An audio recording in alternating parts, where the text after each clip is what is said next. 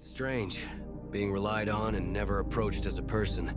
You see it in how people speak to you with caution, how they choose their words carefully. Not because they care how you feel, but because they're measuring what you might do. And you realize they trust your ability more than they trust your presence, which means they need you without really wanting to know you. It settles in quietly. The way you're called when something needs to be handled, fixed, decided, or carried, but rarely when nothing is required. And you tell yourself that's just how respect looks. That distance is part of being capable, that this is the trade. But the longer it goes on, the harder it is to ignore what's missing.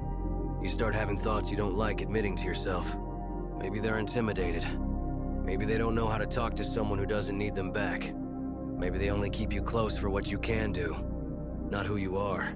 And you don't trust those thoughts fully, but they sit there anyway, filling the silence when no one asks how you're actually doing.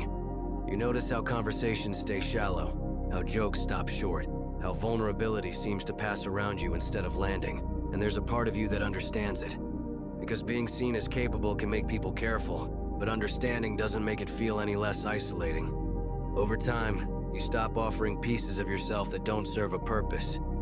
Not out of anger, but because no one seems to reach for them, and carrying unused parts around starts to feel pointless.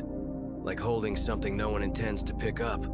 You're left in this quiet space, where your strength is acknowledged but your presence isn't. Where you're respected without being known, and you stand there, aware that being feared for what you can do is not the same as being wanted for who you are.